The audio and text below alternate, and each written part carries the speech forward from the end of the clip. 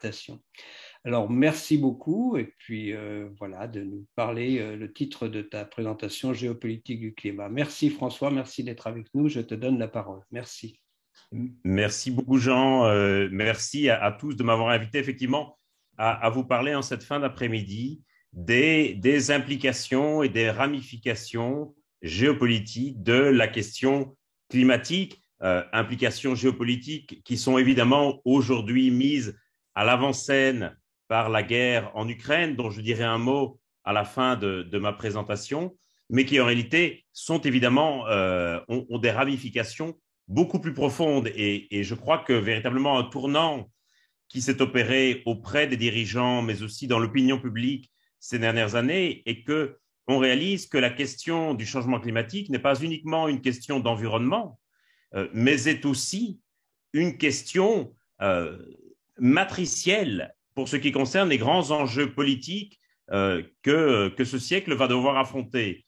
Et donc, que l'on parle de migration, tu en as parlé, Jean, que l'on parle de développement, que l'on parle d'inégalité, que l'on parle de justice sociale, que l'on parle aussi de paix et de sécurité, qu'on parle d'agriculture et de souveraineté alimentaire, tous ces grands enjeux du siècle vont être profondément traversés et influencés par la question climatique.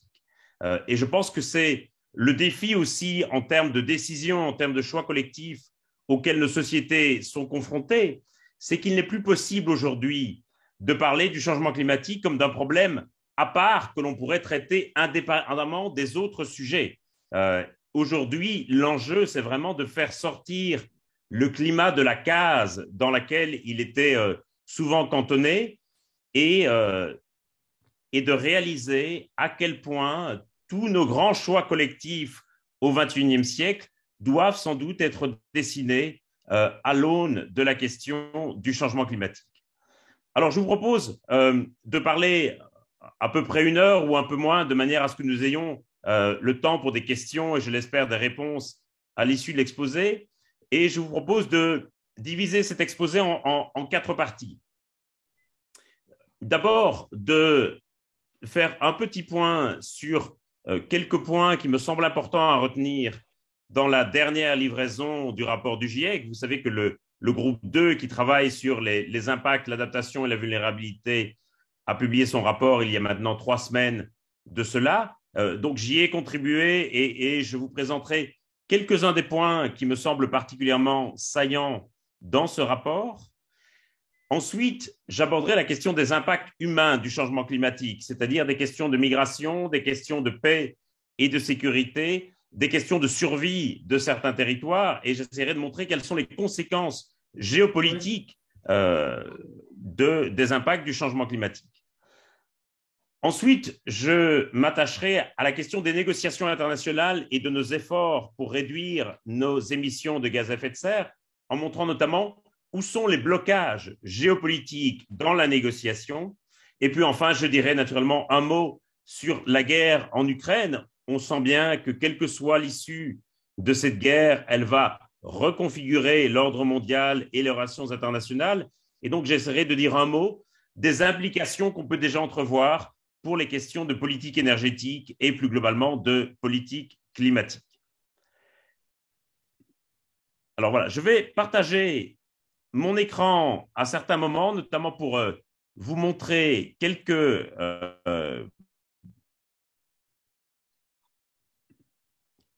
diapositives, mais je vais essayer de ne pas vous afficher uniquement mon écran de manière à ce qu'on puisse avoir une présentation aussi interactive que possible.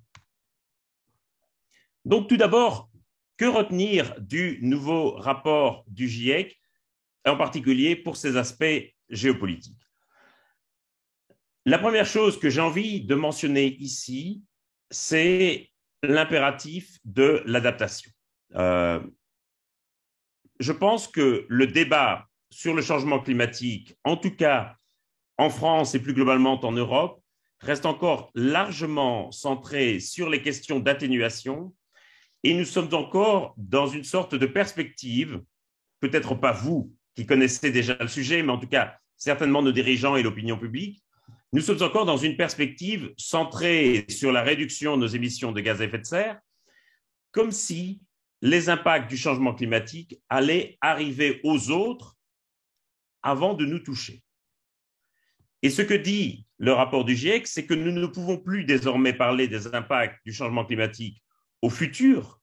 Nous ne pouvons plus les voir dans un futur lointain ou dans des pays distants, mais nous devons réaliser que ces impacts du changement climatique, il faut désormais en parler au présent et qu'ils arrivent également chez nous. Et que donc il faut absolument abolir cette distance que nous avons longtemps placée entre nous et les impacts du changement climatique.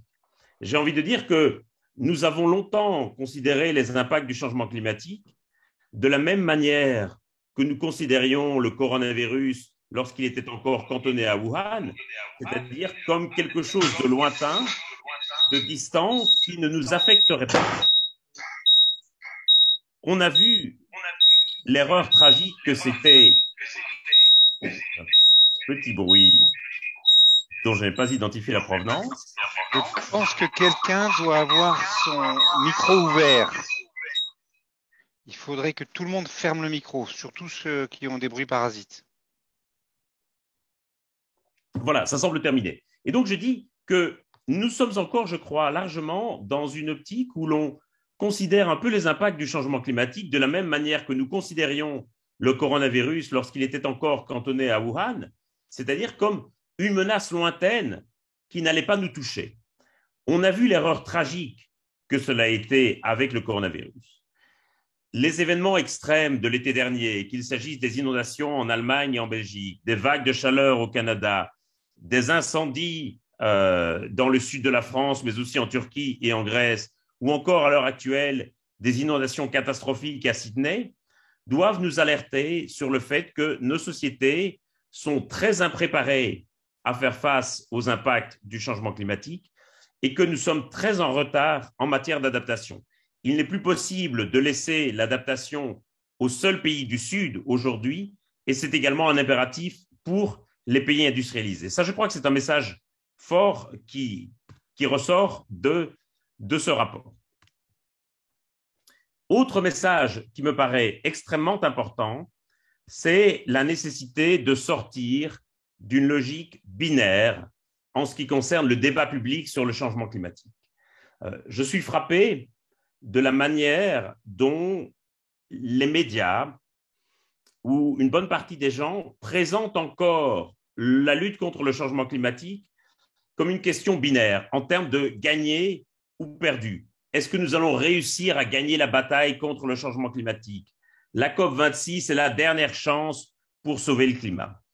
Toutes ces incantations qui sont présentées en termes binaires, comme si la pièce pouvait tomber d'un côté ou de l'autre, à mon avis, font énormément de mal à l'action contre le changement climatique parce qu'elles risquent de donner l'impression à beaucoup que la bataille est perdue et qu'il n'y a plus rien à faire. Et aujourd'hui, je crois qu'une forme nouvelle du climato-scepticisme, c'est véritablement le fatalisme ou l'aquabonisme, en disant à quoi bon faire des efforts, puisque de toute façon, la Chine continue d'augmenter ses émissions. À quoi bon faire des efforts, puisque de toute façon, la partie est perdue? Je pense que vraiment, il y a un risque de désespérance, littéralement, si l'on continue à présenter les choses de façon aussi binaire.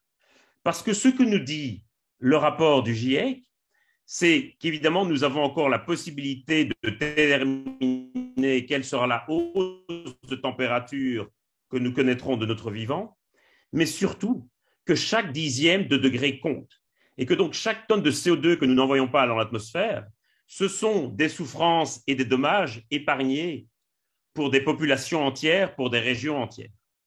Et je crois qu'il faut absolument voir les choses de façon beaucoup plus graduelle et moins binaire, sinon nous risquons de désespérer les gens.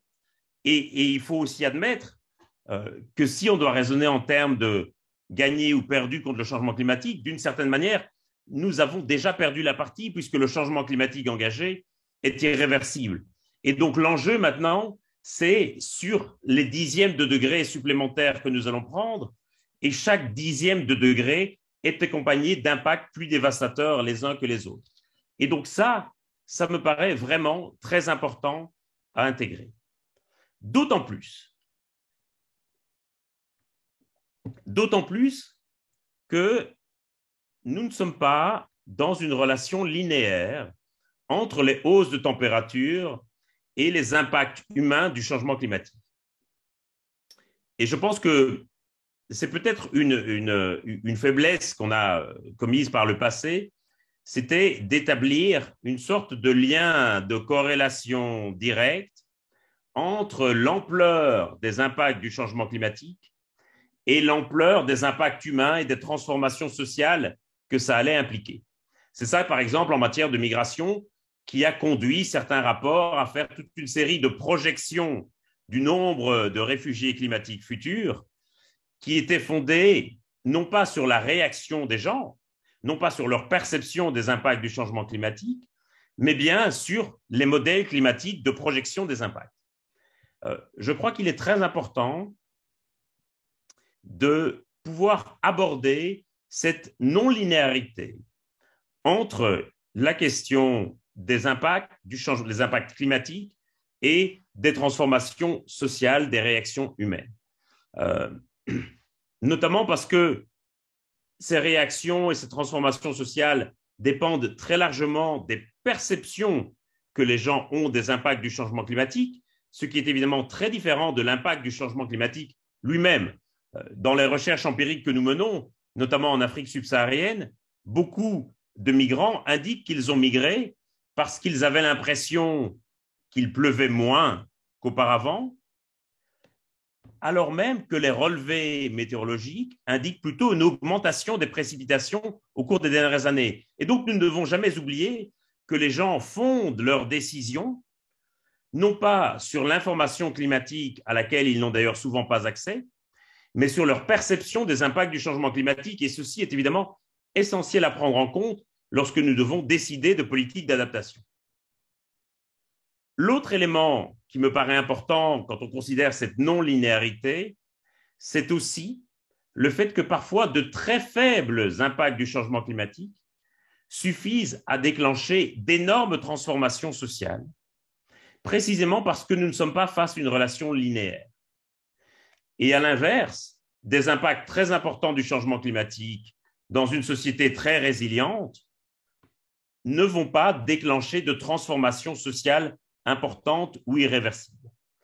Et donc, c'est vraiment pour ça que chaque dixième de degré compte, parce que parfois, il suffit d'un dixième de degré pour faire basculer une société d'un état vers un autre, et parfois de façon irréversible. Et donc, ça vaut la peine de se battre pour chaque dixième de degré, pour chaque tonne de CO2 que nous n'enverrons pas dans l'atmosphère. Donc, c'est le deuxième élément du rapport du GIEC qui me paraît très important. Le premier, la nécessité de l'adaptation. Le deuxième, l'impératif de sortir d'une logique binaire. Et puis, c'est aussi la question des limites de l'adaptation. Le rapport montre bien que pour toute une série de secteurs, dans certaines régions du monde, on va toucher aux limites de l'adaptation et que donc, il ne sera pas possible de s'adapter à l'ensemble des impacts du changement climatique et que certains impacts vont se traduire par des pertes sèches qu'il faudra compenser financièrement. C'est un aspect aujourd'hui qui est extraordinairement sensible dans la négociation internationale, c'est le volet de négociation qu'on appelle pertes et préjudices. Et quelque part, le fait que ce volet soit devenu important dans la négociation, une certaine forme de l'échec de l'adaptation, qui elle-même révèle une certaine forme de l'échec des politiques d'atténuation. Jusqu'au début des années 2000, discuter d'adaptation était un peu tabou parce qu'on craignait que ça ne retarde les processus d'atténuation, on craignait que ça ne fournisse une bonne excuse au gouvernement pour ne pas réduire leurs émissions. Et puis est arrivé un moment où les impacts du changement climatique étaient déjà là et où il fallait s'y adapter. Et donc, c'est la réalité qui a imposé l'adaptation dans la négociation internationale. Et de la même manière, aujourd'hui, c'est la réalité qui impose une discussion sur les pertes et préjudices dans la négociation internationale.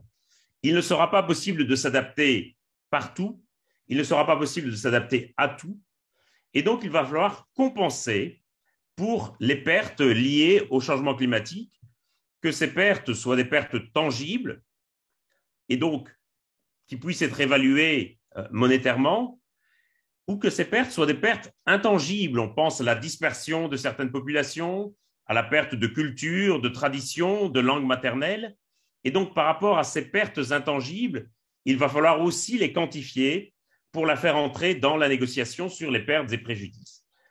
Et ça, c'est évidemment une question très, très sensible parce que de nombreux pays industrialisés ont peur de procès ou de procédures en réparation, ont peur d'être attaqués par les pays victimes du changement climatique et ont peur de se voir réclamer des dommages et intérêts pour les pertes et dommages causés.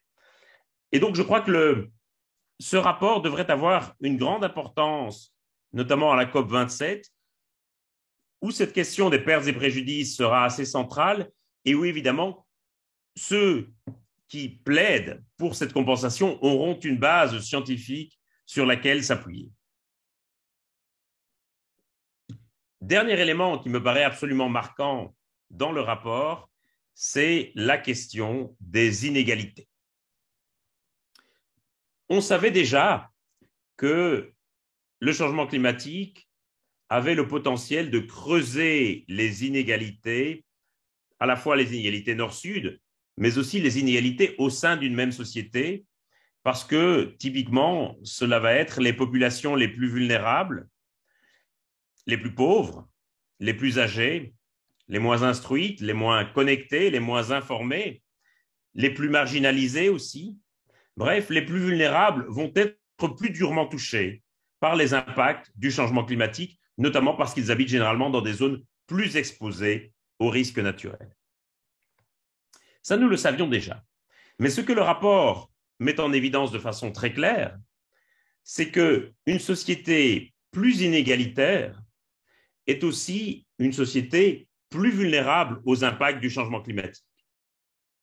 Parce qu'un élément clé de la résilience et de l'adaptation face à ces impacts, ce sont les liens de solidarité dans une société. Et donc, une société dont les individus seraient isolés les uns des autres et où il y aurait de très fortes inégalités entre les individus, eh bien, ce sera aussi une société plus vulnérable aux impacts du changement climatique. Et donc, on voit très bien comment on peut rapidement arriver dans un cercle vicieux où le changement climatique va renforcer les inégalités et où les inégalités elles-mêmes vont renforcer la vulnérabilité aux impacts du changement climatique. Et de surcroît, les politiques que nous prenons en réponse au changement climatique ont aussi parfois pour effet d'aggraver les inégalités. Je prends ici simplement deux exemples, un exemple dans le domaine de l'atténuation et un dans le domaine de l'adaptation. Dans le domaine de l'atténuation, vous savez qu'il y a aujourd'hui une vaste discussion sur les voitures électriques et le remplacement des voitures à moteur thermique par des voitures à moteur électrique. Je ne vais pas ici me prononcer sur les questions de mobilité ou sur les questions de matériaux nécessaires pour construire les batteries, mais simplement sur les impacts sociaux. Les voitures électriques aujourd'hui sont des voitures qui restent chères, voire très chères, et à l'heure actuelle, il n'y a pas de marché de l'occasion des véhicules électriques et il faudra sans doute 5 ou 10 ans avant que se développe un marché de l'occasion. Ça veut dire que ces voitures électriques, elles vont dans un premier temps être réservées aux couches les plus privilégiées de la population. Ceux qui pourront remplacer leur voiture et ceux qui pourront faire une voiture électrique. À l'inverse, les plus pauvres vont être condamnés à rouler encore en voiture à moteur thermique. Et donc, non seulement ils vont devoir supporter le poids moral de se dire qu'ils polluent lorsqu'ils prennent leur véhicule, alors que les plus riches pourront continuer à circuler à peu près comme ils le faisaient auparavant, à garder les mêmes usages de leur voiture, avec la satisfaction de ne pas polluer.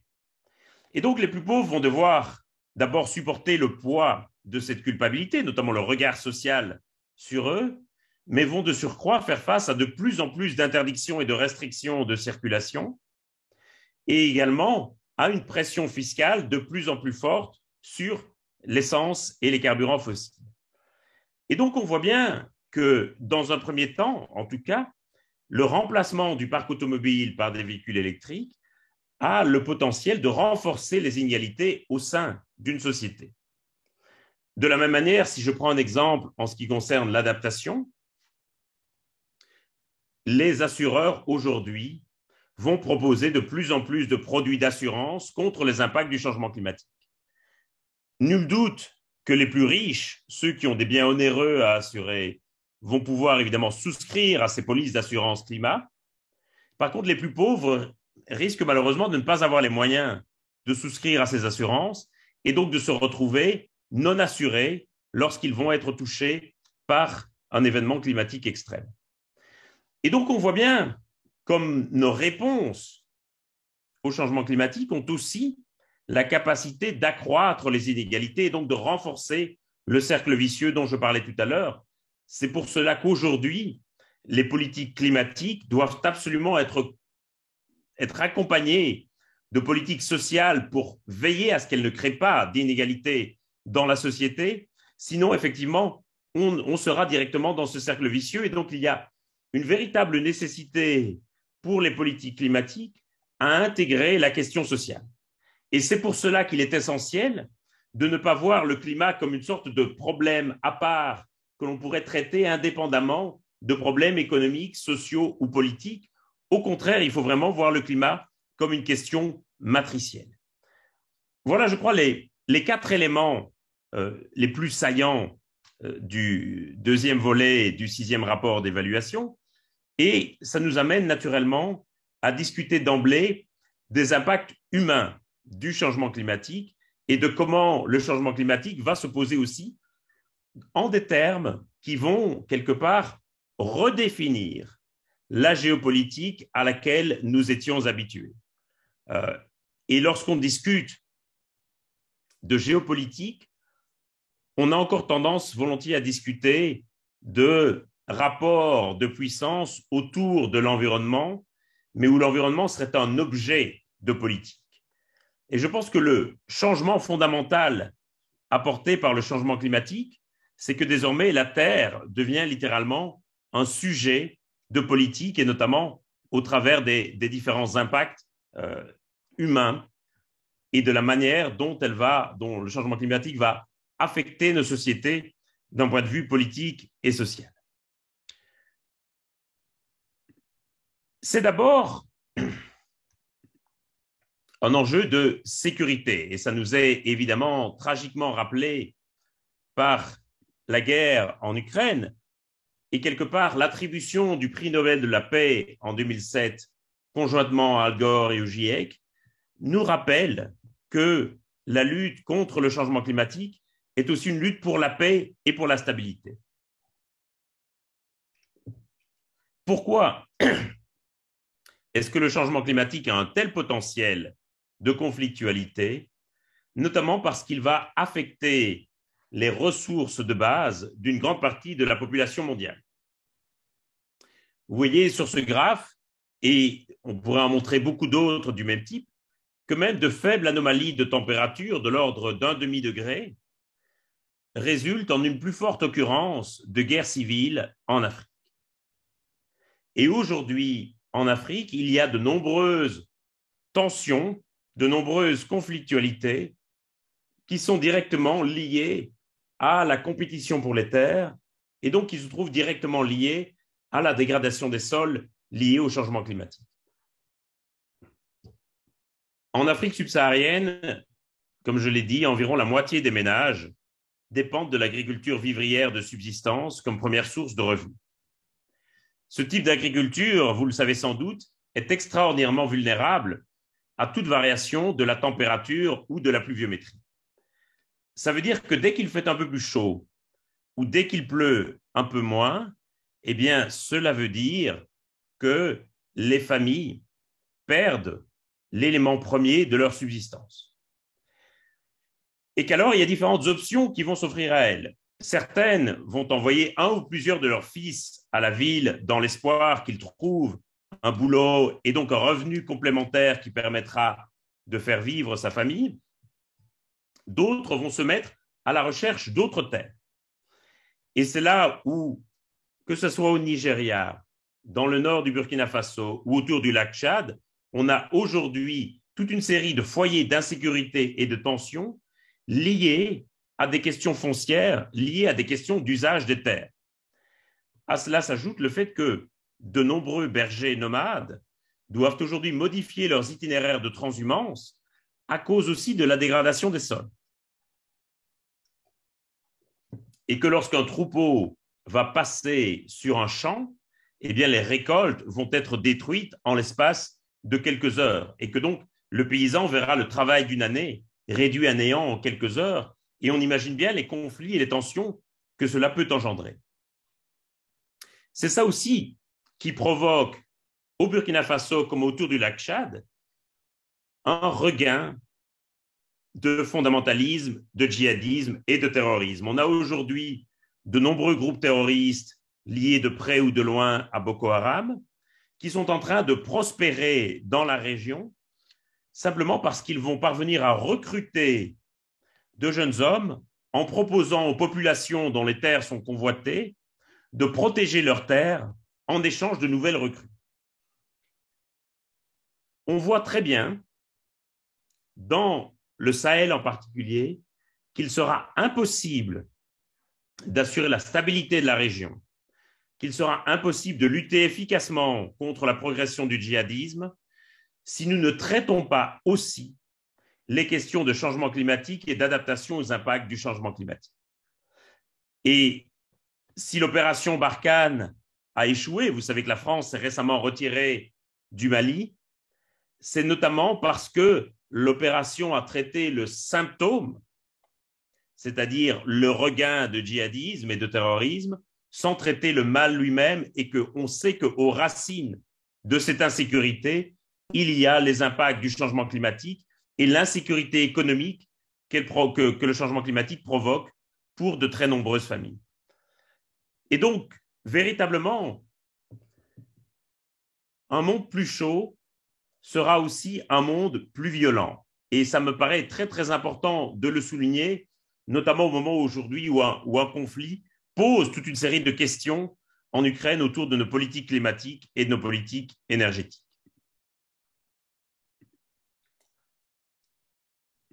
Pour certains États,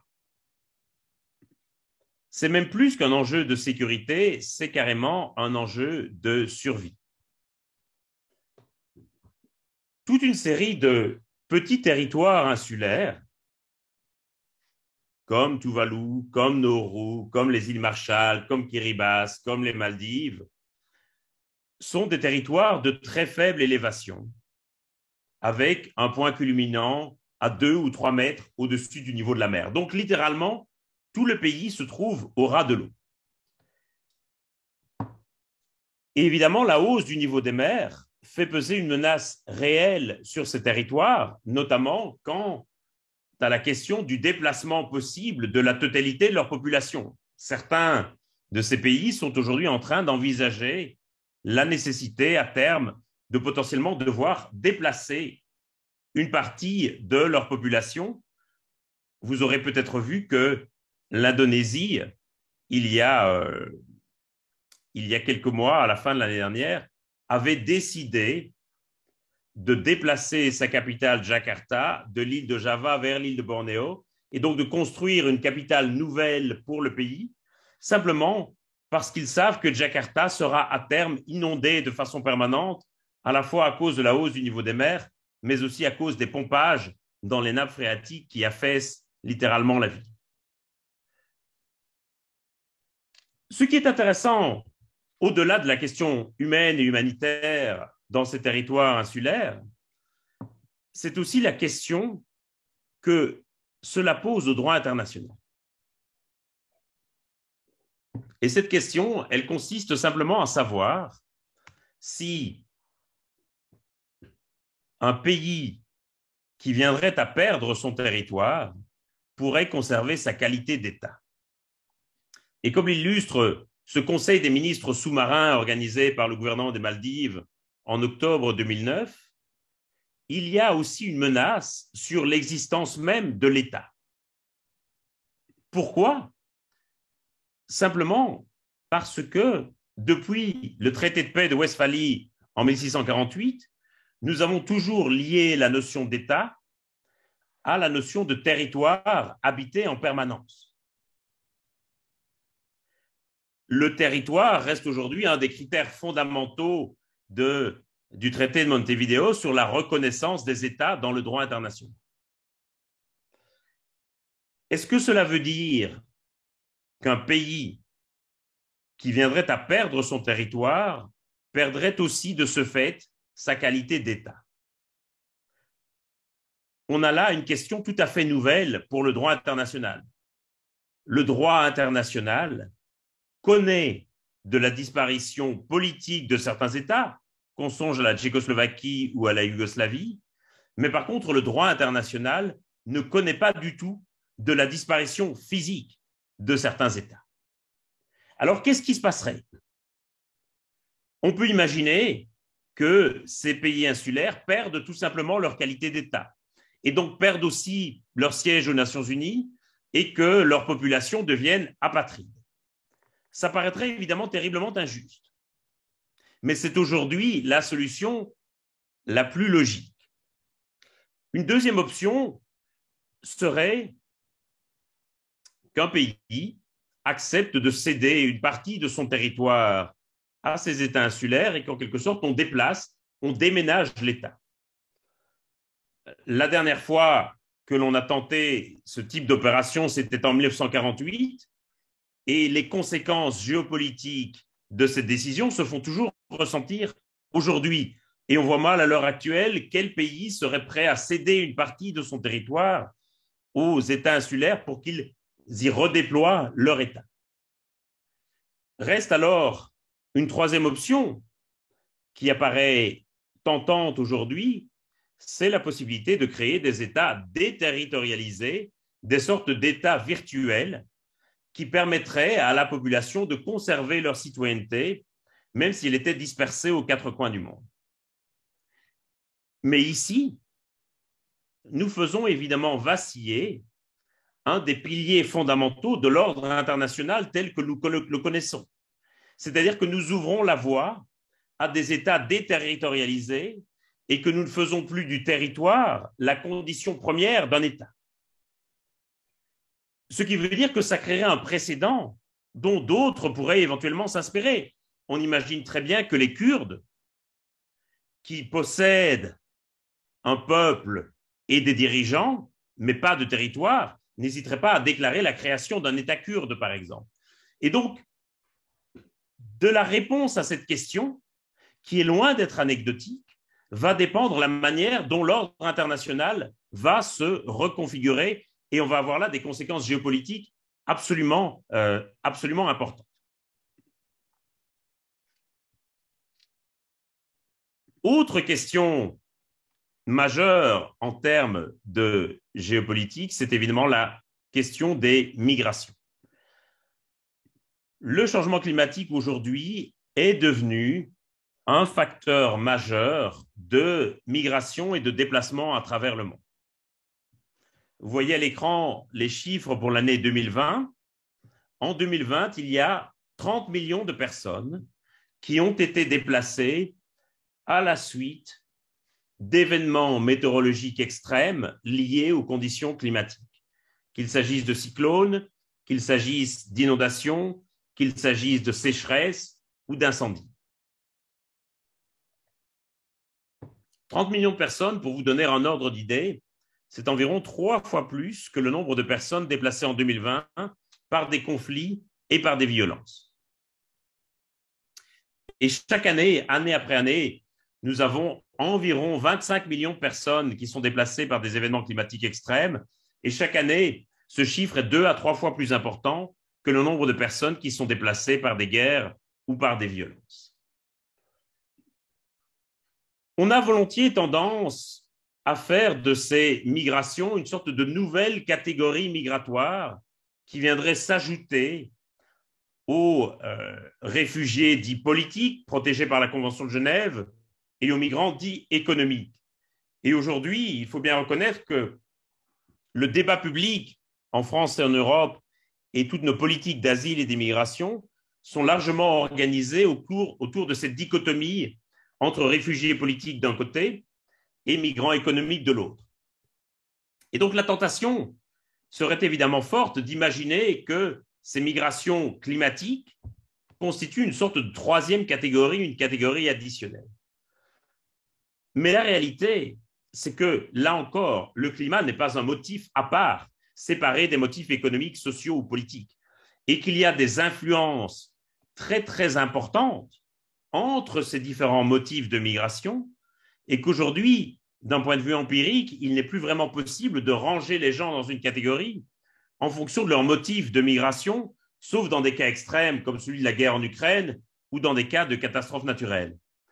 Mais la plupart du temps, ça va être des motifs variés qui vont se superposer les uns aux autres et qui vont s'influencer mutuellement. Je parlais du fait qu'en Afrique subsaharienne, un ménage sur deux dépend de l'agriculture vivrière de subsistance comme principale source de revenus. Cela veut dire que les migrants qui proviennent de ces familles et que nous appelons aujourd'hui migrants économiques quand ils arrivent jusqu'en Europe parce qu'ils ne proviennent pas de pays en guerre, mais proviennent de pays comme la Côte d'Ivoire, la Guinée ou le Sénégal, en réalité, nous pourrions tout aussi bien les appeler migrants écologiques ou migrants climatiques. Et c'est une vue très occidentale de l'esprit que de séparer les facteurs climatiques des facteurs économiques. Parce que moi, personnellement, le salaire que me paye l'université à la fin du mois ne dépend absolument pas de la saison. Je touche la même chose en été comme en hiver. Et j'imagine que c'est le cas pour la plupart d'entre vous. Mais pour une bonne partie de la population mondiale, l'économie et l'environnement, c'est la même chose, parce que leurs ressources économiques sont intrinsèquement dépendantes de l'état de l'environnement et des conditions climatiques. Et donc, quelque part, cette distinction que nous opérons, souvent, elle n'a pas de sens empiriquement lorsqu'on le regarde et lorsqu'on essaie de comprendre quels sont les principaux déterminants des migrations. Reste qu'aujourd'hui, nous avons évidemment une sorte de grand défi quant à la manière dont nous allons pouvoir gérer ces migrations. On sait à quel point les migrations et les déplacements de population sont un enjeu extraordinairement sensible dans nos sociétés, à quel point elles peuvent être un facteur de division en Europe ou dans nos gouvernements, à quel point le débat sur ces questions s'est parfois éloigné de toute rationalité. Et il faut réaliser que la distribution géographique de la population sur la planète s'est toujours faite en fonction de facteurs environnementaux. Et comme nous sommes aujourd'hui à l'aube d'une autre transformation environnementale majeure de la planète, vraisemblablement cela va aussi induire une certaine forme de redistribution géographique de la population, mais nous ne sommes pas encore prêts du tout à ce débat et donc je crains que la réaction de nombreux gouvernements face à cette perspective, eh bien, elle soit de fermer encore davantage leurs frontières plutôt que de réduire leurs émissions de gaz à effet de serre. Évidemment, ce serait dramatique et ce serait la voie ouverte vers davantage encore de drames humains et vers davantage de catastrophes humanitaires.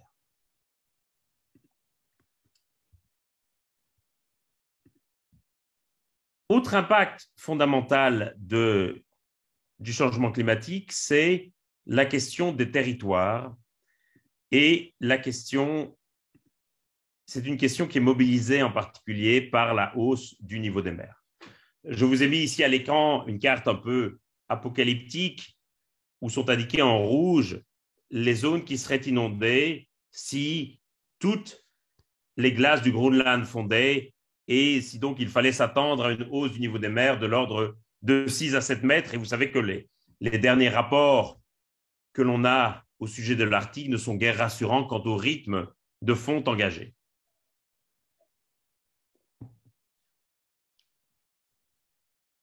Ce qui est certain, c'est que même dans une hypothèse optimiste où nous respecterions les objectifs de l'accord de Paris, même dans cette hypothèse optimiste, eh bien, ce sont des cartes de géographie entières qui devront être redessinées.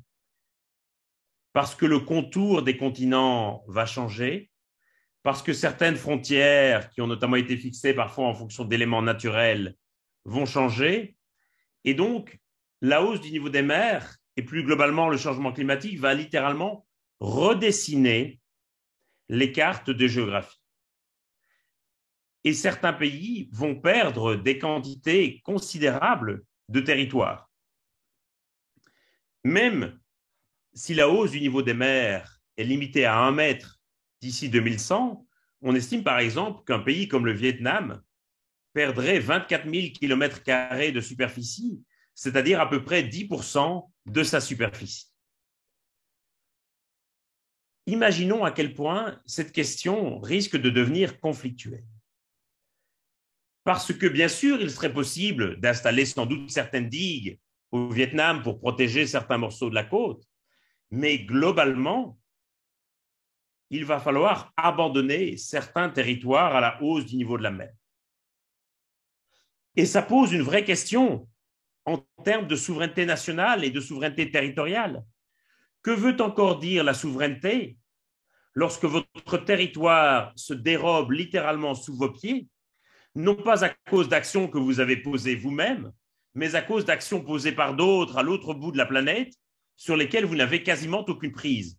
On voit évidemment très bien à quel point cette question peut devenir conflictuelle et je pense qu'il est urgent de réaliser à quel point les cartes de géographie peuvent être redessinées rapidement. Je vous montre par exemple des photosatellites que nous avons réalisé lors d'une recherche dans la banlieue de Cotonou au Bénin et qui vous montre ici le trait de côte en rouge tel qu'il était en 2002. Voici la même photo prise en 2004, la même prise en 2011 et la même encore prise en 2013. Regardez en l'espace de 11 ans à peine à quel point le trait de côte a reculé. Regardez les quartiers entiers qui ont été engloutis par la hausse du niveau de la mer combinée à l'érosion côtière et évidemment les autres quartiers qui ont déjà été détruits par les autorités en anticipation de la hausse future du niveau des mers. Ce qui me semble vraiment très frappant, c'est à quel point nous avons encore tendance à considérer que cette question de la hausse du niveau des mers est une question que nous avons encore bien le temps d'aborder, est une question encore lointaine et très progressive. Les choses vont s'accélérer et vont aller souvent beaucoup plus vite qu'on ne l'imagine, particulièrement si on essaie de faire de la planification à long terme du territoire, de l'aménagement à long terme du territoire. Ça va littéralement redéfinir nos cartes de géographie. Enfin, dernier élément que je voulais aborder en discutant des impacts humains, c'est la question de l'habitabilité. Et je crois que c'est vraiment la question fondamentale que nous pose le changement climatique, a fortiori si nous ne parvenons pas à respecter les objectifs de l'accord de Paris, si nous partons sur des scénarios à +3, +4, voire davantage. Dans ce cas-là, c'est véritablement l'habitabilité de la planète qui serait mise en cause, c'est-à-dire notre capacité à l'habiter. Et il est vraisemblable que ce seraient des zones entières qui deviendraient inhabitables, soit parce qu'elles seraient inondées en permanence, soit parce qu'il y ferait trop chaud que pour permettre aux fonctions vitales du corps humain de s'exercer normalement, soit encore parce que toute forme d'agriculture y serait devenue impossible. Et je crois que vraiment, notamment en France, nous n'avons pas encore pris la pleine mesure du défi que représente la hausse du niveau des mers pour l'adaptation. Et vraiment, cette question de l'habitabilité, ça va vraiment être la question centrale du changement climatique. Et j'ai envie de dire que la lutte contre le changement climatique, c'est aussi une lutte pour garder la Terre habitable pour l'ensemble des populations de la planète et en particulier pour les plus vulnérables. C'est maintenant le temps de se demander ce qui coince. Qu'est-ce qui fait que, face a des impacts aussi dramatiques et qui vont affecter les sociétés et les populations tellement dramatiquement, qu'est-ce qui fait que nous ne parvenons pas encore à engager une action suffisamment substantielle, suffisamment radicale que pour baisser nos émissions? Je pense qu'il y a plusieurs problèmes géopolitiques, en dehors des difficultés techniques ou technologiques, en dehors des questions d'acceptabilité par la population. Je n'ignore évidemment pas du tout ces problèmes, mais je veux me concentrer ici sur les freins géopolitiques à l'action internationale. Il y a d'abord le fait que l'accord de Paris, comme vous le savez, repose sur des engagements volontaires pris par les différents États. Et que ces engagements volontaires, eh bien, ils apparaissent aujourd'hui de plus en plus comme des résolutions de Nouvel An, c'est-à-dire des choses qu'on promet dans l'instant, mais qu'on oublie dès le lendemain. Et c'est ce qui fait qu'il y a aujourd'hui une discordance manifeste, un fossé énorme entre les objectifs collectifs qui sont affichés dans l'accord de Paris, limiter la hausse de température à 2 degrés et même 1,5 degré, et la somme des objectifs nationaux que se sont donnés les différents gouvernements.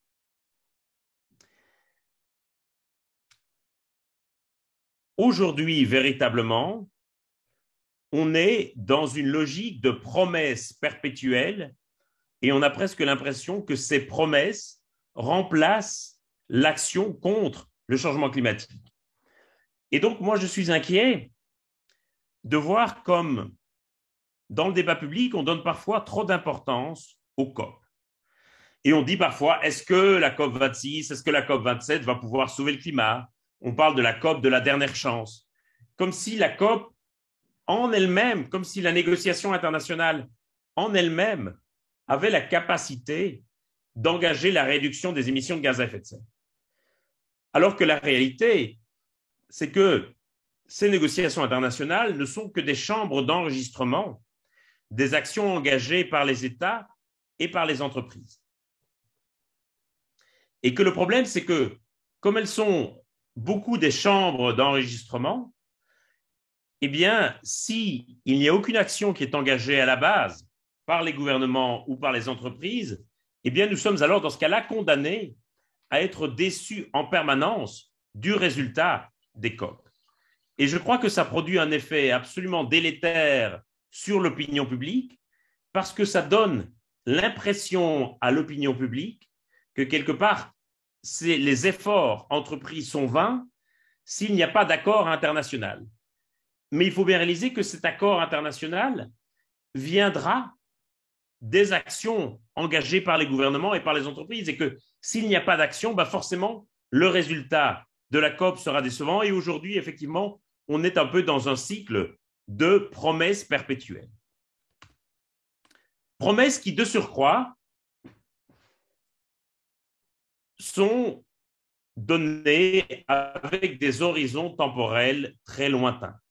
C'est-à-dire qu'on a aujourd'hui des objectifs soit de très long terme, plus 2 degrés, voire plus 1,5 degré en 2100, ou des objectifs de neutralité carbone qui sont pris à l'horizon 2030, 2035 ou 2050. En d'autres termes, ces objectifs de moyen terme n'engagent pas ceux qui les prennent. Parce que les dirigeants qui les prennent aujourd'hui, qu'ils soient des dirigeants de gouvernement ou des dirigeants d'entreprise, savent parfaitement qu'ils seront sortis de charge au moment où leur entreprise ou leur pays devrait atteindre la neutralité carbone. Le Financial Times, il y a quelques semaines, s'était amusé à comparer les horizons de neutralité carbone d'un certain nombre d'entreprises multinationales avec la durée de vie moyenne d'un PDG dans cette entreprise. C'est ainsi qu'ils ont calculé qu'avant qu'on atteigne l'horizon de la neutralité carbone pour des entreprises comme Lafarge-Holcim, par exemple, le numéro 1 mondial du ciment, eh bien, il y aurait 13 PDG qui se seraient succédés à la tête de l'entreprise. Et bien entendu, il est vraisemblable que chacun ne se sent pas nécessairement lié par les objectifs pris par le précédent. Et le problème est évidemment encore plus fort en politique. Si Donald Trump est réélu à la présidence des États-Unis en 2024, je doute fort qu'il se sente lié par les objectifs climatiques pris par Joe Biden lors de son mandat. Et donc, on voit bien la très grande fragilité de ces objectifs de moyen terme, précisément parce que ceux qui prennent ces objectifs, ces engagements, ne seront pas comptables, ne seront pas redevables de ces engagements. Et que nous avons tendance, par nature, à procrastiner. Si je fais aujourd'hui la promesse à mon entourage de perdre 10 kilos d'ici 2030, je sais parfaitement que je continuerai à trop boire, à trop manger, à ne pas faire assez de sport jusqu'en 2029. Et qu'en 2029, à la veille du terme, je me dirai, oh là là, il faut absolument que je rattrape le temps perdu, que non seulement je perde ces 10 kilos, mais que je perde en plus les 5 ou 6 kilos additionnels que j'aurais gagnés entre 2022 et 2029. Et aujourd'hui, on est dans cette même logique où je crois que nous sommes fixés des horizons, mais pas encore un chemin pour arriver jusqu'à cet horizon. Et le problème de se fixer un horizon comme point d'atterrissage, c'est que cet horizon, il s'éloigne au fur et à mesure que l'on avance. Et donc, il y a vraiment la nécessité de nous fixer, je crois, des balises et un chemin qui permettent non seulement de tenir cet horizon, mais aussi de réaliser comment nous allons y arriver. Parce que pour le moment, nous n'y arrivons pas. Aujourd'hui, le mix énergétique mondial, il est toujours composé à 84% d'énergie fossile. Les renouvelables représentent 11%, le nucléaire représente à peu près 4%. Mais ce qui est tout à fait significatif, c'est de réaliser qu'il y a 20 ans, 22 ans, même exactement en 2000, ce mix énergétique, il était composé à 86% d'énergie fossile. Ça veut dire qu'en 22 ans, nous ne sommes parvenus à réduire la part des énergies fossiles que de 2%. Et pourquoi est-ce que nous sommes toujours dans cette situation, malgré le développement des renouvelables et malgré le développement, dans une moindre mesure, du nucléaire? Eh bien, tout simplement parce que ces énergies bas carbone n'ont pas remplacé les énergies fossiles, mais se sont ajoutées à ces énergies fossiles.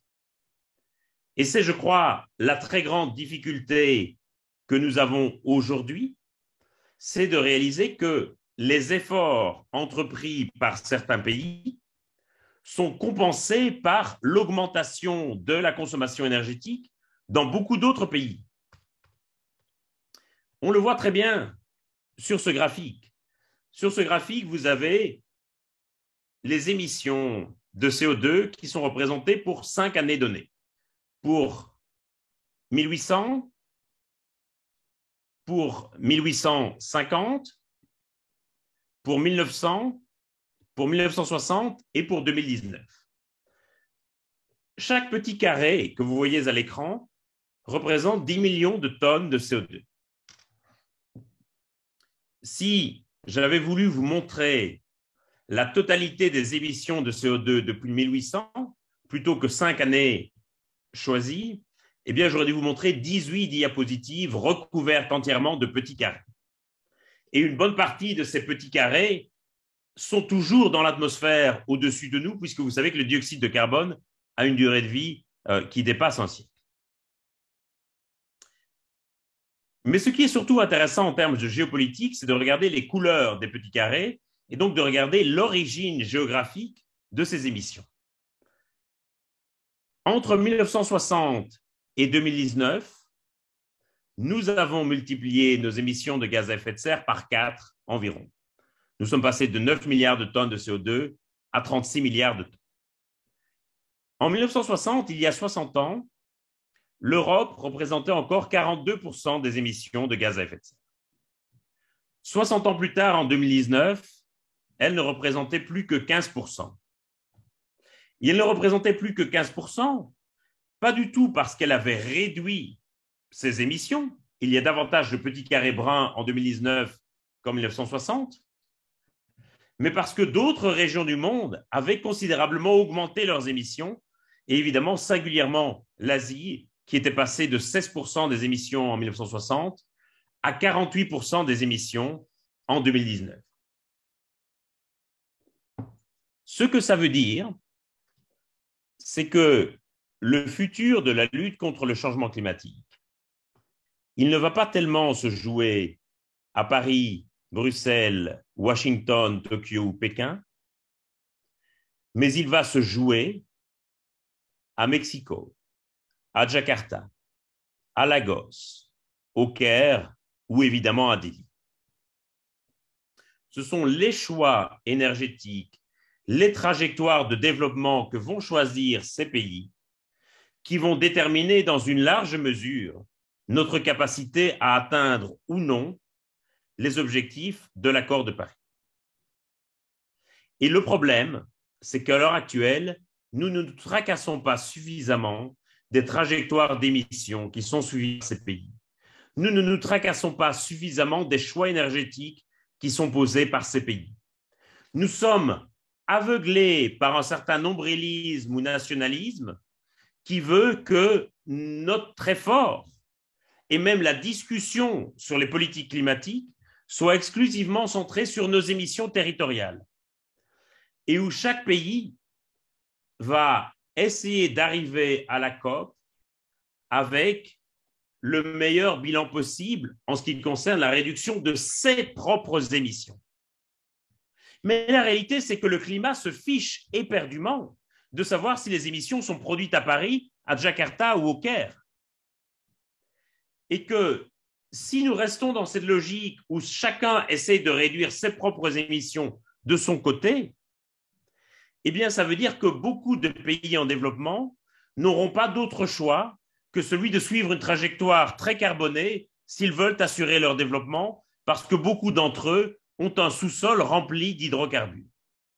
Et que ce sont aujourd'hui les énergies qui sont les plus immédiatement disponibles. Et que donc, le véritable enjeu géopolitique de cela, c'est de trouver des moyens de travailler, non pas chacun de son côté à réduire ses émissions, mais de travailler avec les pays dont la trajectoire de développement va déterminer notre futur climatique pour essayer de voir dans quelle mesure nous pouvons montrer à ces pays qu'il serait dans leur intérêt de suivre une trajectoire de développement décarboné. Et ça va impliquer évidemment de mobiliser des fonds pour les aider à développer les énergies renouvelables, mais aussi de transférer certaines technologies qui aujourd'hui sont encore réservées aux pays industrialisés. Et ça, c'est vraiment un enjeu essentiel, notre capacité à agir au-delà de nos frontières, notre capacité à quelque part travailler, non pas chacun de son côté, mais travailler avec les autres. Et c'est ce qui m'amène naturellement, pour conclure, à la question de la guerre en Ukraine. On voit bien que, quelle que soit l'issue de cette guerre, qu'on espère évidemment la plus rapide possible, on voit bien qu'elle va reconfigurer largement l'ordre international. On voit bien que la Russie va se retrouver pour longtemps mise au ban de la communauté internationale. Mais que nous devons nous méfier des biais de perception que nous avons en Occident. Vu d'Europe, on croirait volontiers que la Russie est très isolée. La réalité, c'est que la Russie est beaucoup moins isolée qu'on ne le pense. Notamment parce que beaucoup de pays africains ou asiatiques restent dépendants de la Russie, que même la guerre de communication qui, vue de France, nous apparaît largement gagnée par l'Ukraine et par son président Zelensky, eh bien, ailleurs dans le monde, cette guerre de communication, elle est gagnée par la Russie. Et donc, la Russie n'est pas du tout aussi isolée qu'on le pense. Elle peut compter sur le soutien de plus en plus marqué de la Chine et peut-être potentiellement de l'Inde demain. C'est-à-dire que nous discutons ici des premiers, troisième et quatrième émetteurs mondiaux de gaz à effet de serre. Et que, bien entendu, dans la lutte contre le changement climatique, la coopération internationale est absolument centrale et primordiale. Et que si nous allons vers un ordre du monde où il y ait un fossé majeur entre des démocraties libérales occidentales et des régimes autoritaires en Russie et dans les pays du Sud, eh bien, il va être de plus en plus difficile d'organiser une coopération internationale en matière de lutte contre le changement climatique. Au XXe siècle, l'arme nucléaire, c'était l'assurance de la destruction mutuelle. Au XXIe siècle, à l'arme nucléaire s'est ajouté le désengagement de la coopération sur le climat comme assurance de destruction mutuelle. Et toute la difficulté maintenant dans la négociation, cela va être de voir comment on va travailler avec la Russie, avec la Chine ou avec l'Inde, mais également avec de nombreux pays africains et asiatiques qui vont sans doute être rangés du côté de la Russie, parce qu'il sera évidemment impossible à la COP27 de faire comme si rien ne s'était passé. On ne va pas pouvoir exclure la Russie du concours Eurovision ou de la Coupe du monde de football et puis s'asseoir à la table de la COP27 à Sharm el-Sheikh et faire comme si rien ne s'était passé.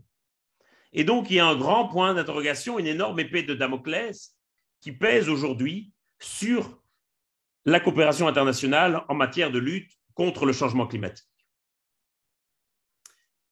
Cette guerre, on le voit bien, fait bouger un très grand nombre de lignes.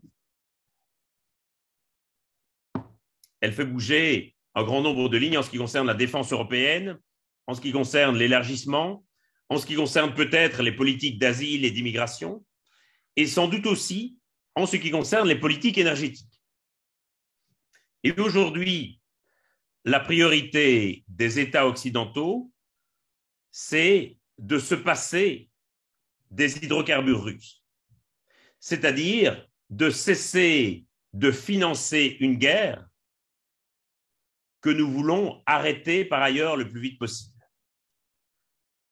Aujourd'hui, l'Europe verse à la Russie chaque jour qui passe à peu près 750 millions d'euros en rente gazière et pétrolière.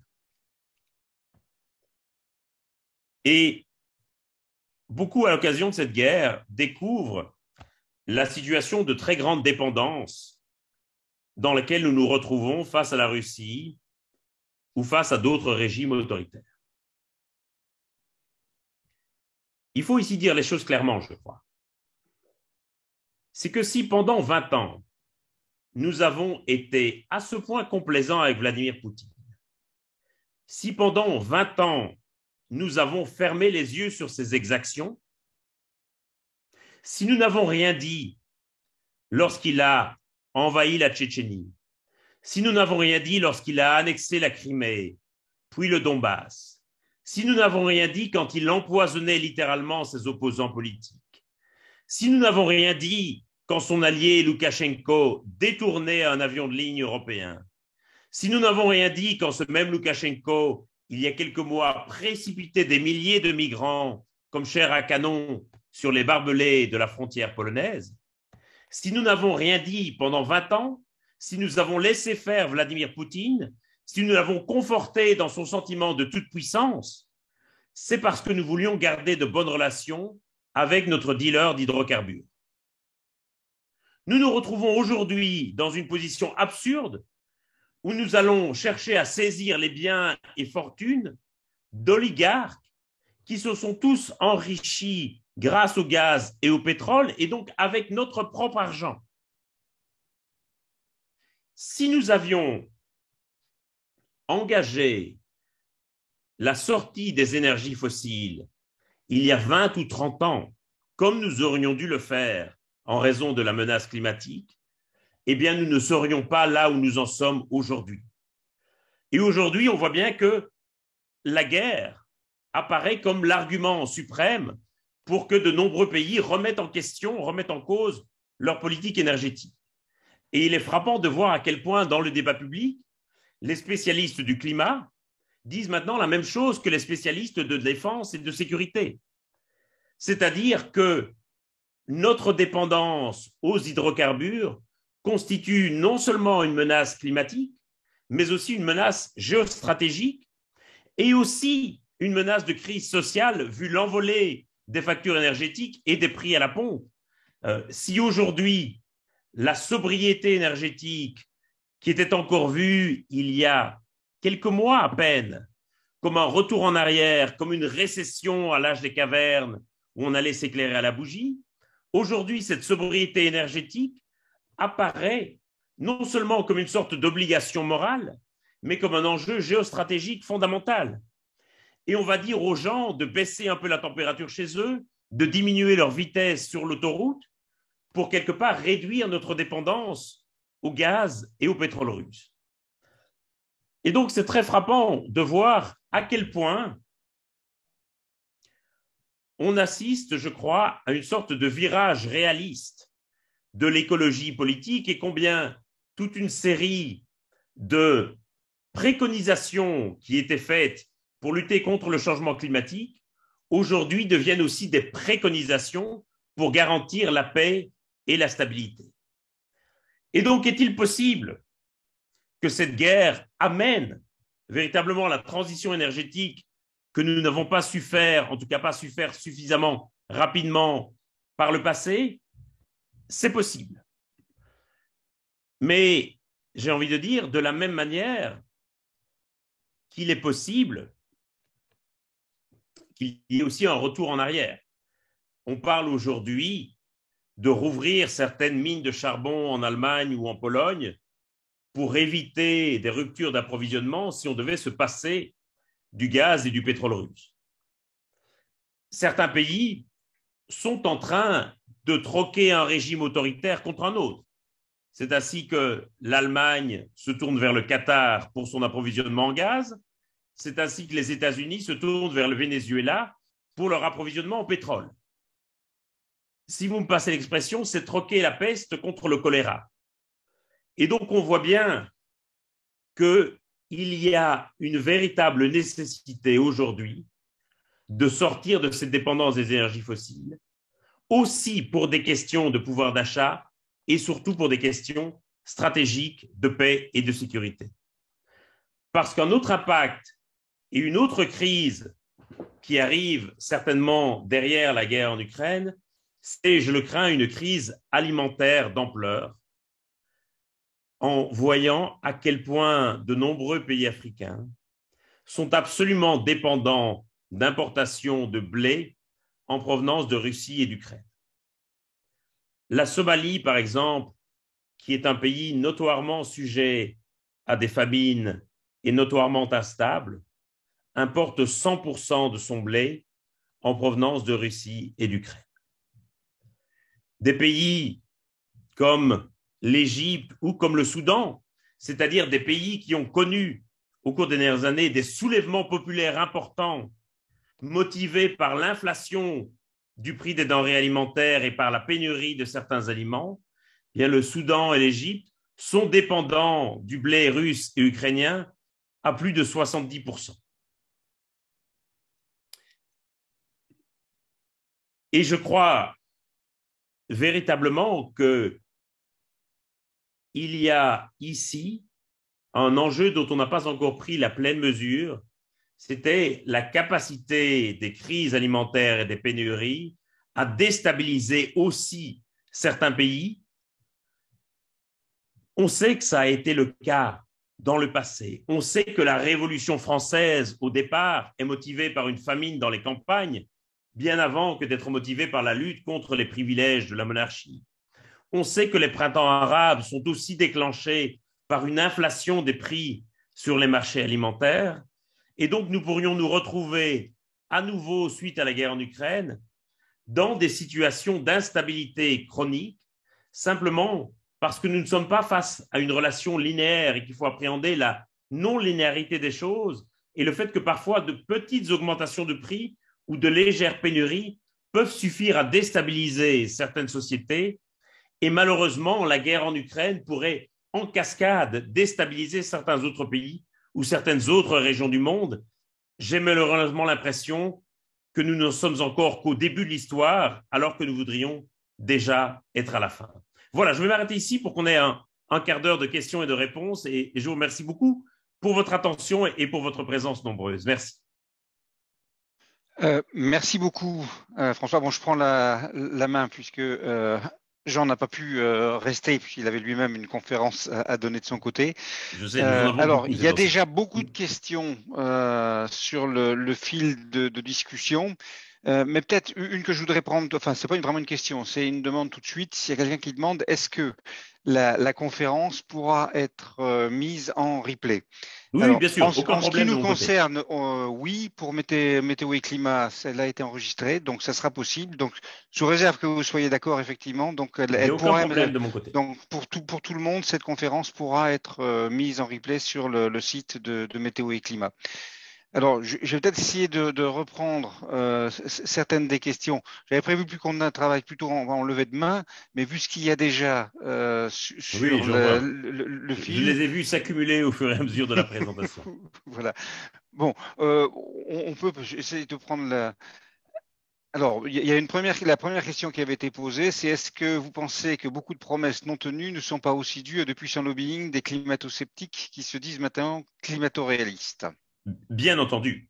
Euh, il y a un lobbying qui est très puissant et qui est même visible au sein des COP, à la fois de ce qu'on appelle des climato-réalistes, c'est-à-dire essentiellement des gens qui pensent qu'il ne faut pas agir de façon trop substantielle ou trop radicale contre le changement climatique, qu'on a encore beaucoup le temps et qu'il ne faut pas brusquer les choses. Mais beaucoup de pression aussi de lobbies dont le business model reste axé sur l'exploitation des énergies fossiles. Et je crois qu'aujourd'hui, un véritable problème qu'ont beaucoup de gouvernements, c'est qu'ils vont essayer de satisfaire des intérêts divers et parfois contradictoires. Parce qu'ils vont considérer que quelque part, le climat est un problème parmi d'autres, plutôt que d'être un problème matriciel qui englobe tous les autres. Et que s'ils considèrent le climat comme un problème parmi d'autres, eh bien, ça veut dire qu'ils pourront défaire d'une main ce que l'autre main avait fait. Et le problème, c'est que si vous essayez de contenter des intérêts divers, eh bien, au final, ça veut dire que vous ne faites pas grand-chose. Et donc, je ne dis pas du tout qu'on ne fait rien du tout pour le climat dans nos sociétés industrialisées, mais le problème, c'est qu'on a tendance à défaire d'une main ce qu'on en a fait par ailleurs. Et ça, je crois que c'est vraiment un véritable problème et une question qui est aussi une question de courage politique et d'incapacité à choisir une véritable direction et à assumer ses choix politiques. Et quelque part, j'ai envie de dire que le concept de transition énergétique qu'on a souvent utilisé dans le débat public est un concept un peu trompeur parce qu'il sous-entend qu'il va y avoir une sorte de mouvement naturel et spontané qui va conduire tous les secteurs à se décarboner.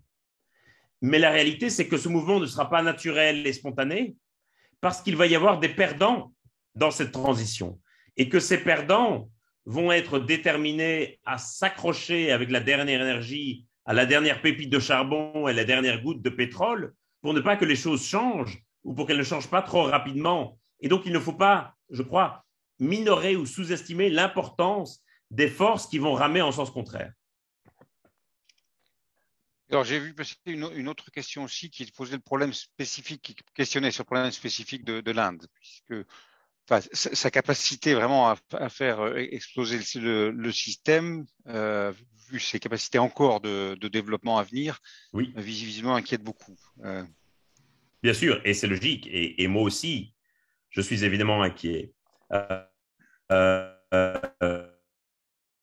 De monsieur ou madame Le Saint à 18-17, qui dit qu'effectivement, c'est vers les pays à fort potentiel émissif qu'il faut tourner et que c'est là que va se jouer largement la lutte contre le changement climatique, mais est-ce que ça ne vient pas dédouaner aussi les économies occidentales? Je ne crois pas.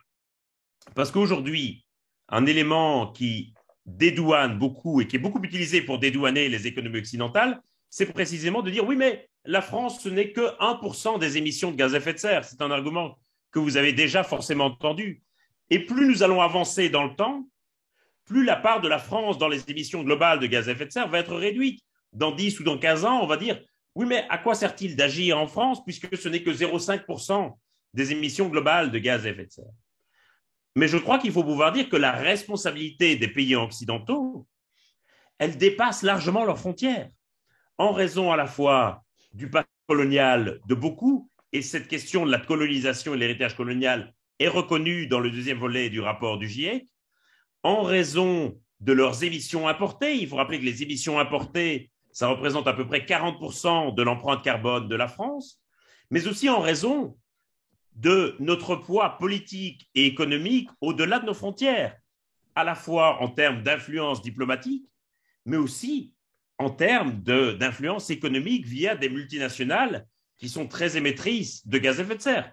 Lafarge-Holcim, numéro 1 mondial du ciment, Renault-Nissan, numéro 1 mondial de l'automobile, Carrefour, numéro 2 mondial de la grande distribution, et je n'ai même pas mentionné Total Energy. Et donc vraiment, je crois qu'il faut pouvoir concevoir la responsabilité des pays occidentaux comme débordant leurs frontières et non plus cantonnée à leurs frontières nationales. Et c'est là, effectivement, où je crois qu'il ne faut pas du tout que cette logique de travailler avec d'autres pays arrive à dédouaner l'Occident de ses responsabilités. Merci. Là, je n'arrive pas toujours à voir toutes les questions. J'en prends juste une un petit peu au hasard, qui vaut simplement de rappeler que chaque Chinois consomme environ 5000 kWh par an, à comparer aux 15 000 d'un habitant des États-Unis. C'est un rapport de l'ordre de 1 à 3. Et effectivement, aujourd'hui, l'empreinte carbone d'un citoyen chinois est à peu près comparable à celle d'un citoyen européen. Alors, ce qui invite aussi quelque part à remettre en cause toute une série de choses. Quand on dit la Chine est le premier émetteur mondial de gaz à effet de serre, c'est vrai si l'on agrège toutes les émissions territoriales sur une année donnée. Mais d'abord, si on discute en termes de responsabilité par habitant ou de responsabilité historique, ce n'est plus vrai. Et puis, il faut aussi considérer qu'on compte en termes d'émissions territoriales, donc en fonction du lieu de production des biens, en fonction du lieu de consommation, eh bien, on aurait une géographie des responsabilités qui serait tout à fait différente. Bien, alors, entre parenthèses, s'il y a des questions que vous avez repérées à laquelle vous avez envie de répondre, n'hésitez pas, parce que là, il y en a vraiment beaucoup. On devrait pouvoir en prendre juste que deux ou trois pour terminer. Tant plus en ce qui concerne météo et climat, on va avoir encore une réunion après celle-là. Alors, il y a un commentaire disant, vous semblez dire que c'est vers les pays à fort potentiel émissif qu'il faut tourner notre regard. Donc, on a parlé de Jakarta, Mexico, etc. Je viens d'en parler. Est-ce que ça revient pas à dédouaner les économies occidentales? Oui, non, je viens d'en parler parce que je pense effectivement que la responsabilité des économies occidentales, elle déborde leurs frontières. Donc, c'est important, en gros, d'être conscient de ça, mais il ne faut pas que ça conduise à ce dédouanement. Certainement pas. Et on voit aujourd'hui qu'il y a une petite musique selon laquelle la France ne représenterait qu'1% des émissions de gaz à effet de serre, qui est une logique de dédouanement qui est déjà à l'œuvre aujourd'hui. Alors, dans ce cadre tel qu'il a été présenté, une des idées, c'est de travailler en collaboration dans l'ODD 17. Est-ce que c'est une utopie? C'est compliqué. C'est-à-dire qu'aujourd'hui, il y a globalement assez peu d'appétence pour la coopération internationale et on voit un peu partout la résurgence très forte des nationalismes. Cette guerre en Ukraine, c'est aussi une guerre de nationalisme. Et il faut constater, je crois que le plus grand ennemi de la lutte contre le changement climatique, qui surpasse peut-être même encore les énergies fossiles, c'est le nationalisme. C'est-à-dire que si chacun, en fonction de lui-même, eh bien à ce moment-là, nous n'avons aucune chance de résoudre le problème. Donc je crois important, effectivement, que les objectifs de développement durable rappellent cette impérieuse nécessité de coopération internationale, mais force aussi est de constater que ça reste largement une chimère à l'heure actuelle, et notamment parce que ce qu'on appelle coopération internationale aujourd'hui reste une coopération qui est strictement organisée entre nations. Et peut-être qu'une façon de dépasser ces difficultés et ces nationalismes, c'est d'ouvrir la négociation à d'autres acteurs qui ne seraient plus des acteurs nationaux, mais qui seraient des acteurs de la société civile, qui seraient des peuples autochtones, qui seraient des municipalités, qui seraient des entités régionales, qui seraient aussi, pourquoi pas, des entreprises. Et je pense que l'enjeu, si on veut dépasser cet obstacle nationaliste, c'est de passer d'une logique de négociation internationale à une logique de négociation globale. Alors peut-être pour conclure, j'ai envie de prendre une question qui va nous remettre un petit peu au milieu de la discussion. Qu'est-ce qu'on peut faire en tant que citoyen dans l'immédiat pour avoir le plus d'impact? Je dirais le terme de citoyen est important. Et très souvent, on a présenté aux gens ce qu'ils pouvaient faire en tant que consommateurs. Et je pense qu'aujourd'hui, une bonne part de la population française sait ce qu'elle peut faire dans ses habitudes de consommation quotidienne pour réduire son empreinte carbone, ce qu'on appelait les petits éco-gestes. Mais l'important aujourd'hui, ce n'est pas seulement ce que chacun peut faire de son côté comme consommateur ou comme consommatrice, mais c'est aussi ce que nous pouvons faire ensemble comme citoyens. Et je crois qu'il est vraiment essentiel de parvenir à réaliser à quel point nous pouvons peser sur certains choix collectifs et sur certains choix industriels. Je crois qu'on ne peut pas séparer les difficultés de la lutte contre le changement climatique de la crise de la démocratie représentative. C'est-à-dire du fait qu'aujourd'hui, de très nombreux citoyens ont l'impression qu'un bon nombre de décisions collectives sont prises sans qu'ils aient voix au chapitre. Et je suis toujours frappé quand je donne une conférence pour le grand public d'avoir des questions dans l'auditoire qui disent « Oui, mais ça, on n'y peut rien, c'est le gouvernement qui a décidé ». Mais dans une démocratie libérale où les gens ont le droit de vote, quelque part, le gouvernement décide des choses au nom de la population. Et donc, on ne peut pas dire « on n'y peut rien, c'est le gouvernement qui a décidé ». Et je crois qu'il y a vraiment un enjeu essentiel aujourd'hui à faire prendre conscience aux gens que si ce qu'ils font individuellement comme consommateurs n'est pas accompagné de choix collectifs qu'ils posent en tant que citoyens, à ce moment-là, les efforts qu'ils font individuellement risquent d'être réduits à néant. Et c'est ça vraiment qui me paraît très, très important. Et force est de constater aujourd'hui que la démocratie est un peu mise au défi aussi par le changement climatique et que beaucoup de gens, parfois, ne sont pas conscients de leur potentiel en termes d'action collective. Je pense ici particulièrement à la question de la finance climat. Pour beaucoup de Français, l'empreinte carbone, en tout cas une bonne part de leur empreinte carbone, elle se trouve dans leur épargne et dans des produits d'épargne classiques qu'ils ont dans les grandes banques françaises, que ce soit la BNP ou la Société Générale. À mes étudiants de Sciences Po, qui quelque part posaient la même question, qui sont tous des étudiants qui sont très engagés pour l'écologie, qui viennent à l'université à vélo, qui achètent des vêtements de seconde main et des fruits et légumes de saison, je leur dis toujours, si vous voulez vraiment poser un geste utile pour le climat, eh bien, levez-vous de cette salle de cours, sortez de la salle de cours, désinscrivez-vous de Sciences Po et demandez le remboursement de vos frais d'inscription. Parce que vos frais d'inscription, ils vont être investis par le conseil d'administration de Sciences Po, notamment dans les énergies fossiles, parce que ce sont encore des placements qui rapportent énormément à court terme.